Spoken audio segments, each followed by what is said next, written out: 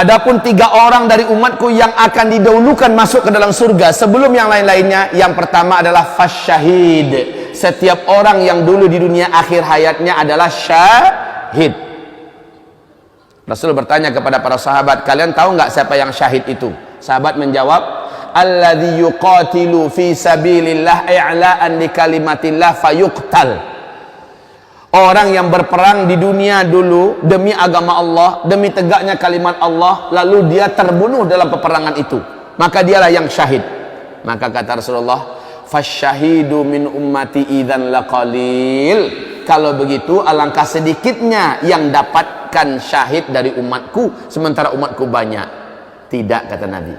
Syahid itu adalah, Nabi ceritakan, 1, seluruh yang meninggal dunia karena sakit perut, syahid. Umat Nabi, orang Islam, nggak buat syirik dalam hidupnya, menderita penyakit sakit di perutnya, apapun nama penyakitnya, lalu dia sudah coba mencari obat dengan sebaik-baiknya, dengan serius, dia sudah berobat kemana-mana dengan obat yang halal dan benar, tetap saja sakit, dan dengan sakit di perutnya dia meninggal dunia, maka dia syahid. Yang kedua, setiap orang yang sakit di kepalanya, kata Rasulullah sallallahu alaihi wasallam, lalu dia meninggal karena sakit kepala itu, fahuwa syahid, maka dia adalah syahid. Apapun nama sakit di kepala, pecah pembuluh darah, tumor, kanker ganas, apapunlah namanya, ya, sakit di kepala, dia sudah berobat kemana-mana dengan obat yang benar, dia tidak mau berputus asa, dan dia berbaik sangka kepada Allah, dan dia muslim yang tidak syirik kepada Allah, meninggal karena sakit kepala tersebut, dia syahid, kata Rasulullah. Yang ketiga, orang yang meninggal karena taun, karena penyakit menular mewabah yang mematikan. Seandainya dia tertular lalu dia meninggal gara-gara penyakit itu, maka dia syahid. Yang keempat, fal ghariq, orang yang tenggelam.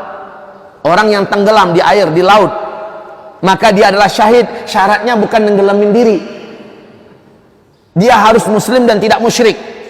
Maka dia tenggelam, pokoknya menyeberang nih dari Bakauheni ke Merak, ternyata kapalnya ada trouble, lalu tenggelam kapalnya, dengan dia tenggelam, maka dia syahid. Yang kelima, orang yang minal hadam, orang yang mati karena ketimbun oleh reruntuhan, mungkin reruntuhan bangunan akibat gempa, atau dia melalui sebuah tebing dan jurang, lalu di atas tebing itu jatuh longsor, dia tertanam dan tertimbun di situ, maka dia syahid. Syaratnya harus muslim, tidak mensyirikkan Allah Subhanahu wa taala. Yang keberapa lagi? Yang keenam, orang yang meninggal dunia karena melahirkan. Meninggal dunia karena melahirkan. Siapa yang meninggal dunia dalam keadaan hamil? Syahid. Siapa yang meninggal dunia karena melahirkan? Syahid. Siapa yang meninggal dunia sambil menyusui dan dia sedang menyusui? Syahid. Masya Allah. Kalau tahulah ibu-ibu keutamaan hamil, melahirkan dan menyusui, maka akan jadi salah satu seperti istri saya. Apa kata istri saya? Saya mau hamil, melahirkan, menyusui. Saya mau hamil, melahirkan, menyusui. Kenapa? Kata Rasulullah, wanita senantiasa dalam keadaan seperti orang yang berperang di jalan Allah selama ia masih dalam keadaan seperti itu. Hamil, melahirkan, menyusui. Hamil, melahirkan, menyusui. Hamil, melahirkan, menyusui. Sama dengan seorang yang sedang fisabilillah. Allahu Akbar. Bapak tahu pahala seorang fisabilillah yang sedang jihad di jalan Allah? Kata Nabi, kalau ada orang yang pergi berjihad, kamu yang di rumah sholat dan jangan pernah putuskan sholatmu, jangan pernah berhenti sampai si mujahid itu selesai perang dan balik ke rumahnya, baru kamu boleh istirahat. Ada yang sanggup? Nggak ada, kata Abu Hurairah. Sejak si mujahid pergi kamu baca Quran, kamu tidak boleh berhenti baca Quran, baca terus sampai jihad selesai dan mujahid pulang balik ke rumahnya, baru kamu berhenti baca Quran. Mana ada yang sanggup diantara kami begitu ya Rasulullah? Makanya kata Rasulullah, seorang mujahid itu adalah pahalanya paling tinggi, paling besar, nggak ada yang bisa nandingi. Seorang ibu yang hamil, melahirkan dan menyusui, sama pahalanya dengan orang yang beribadah nggak putus-putus, Pak. Allahu Akbar.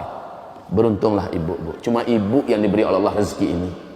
Rugi ibu yang minta segera disterilkan. Rugi ibu yang minta, Mas, anak kita cukup 2 ya.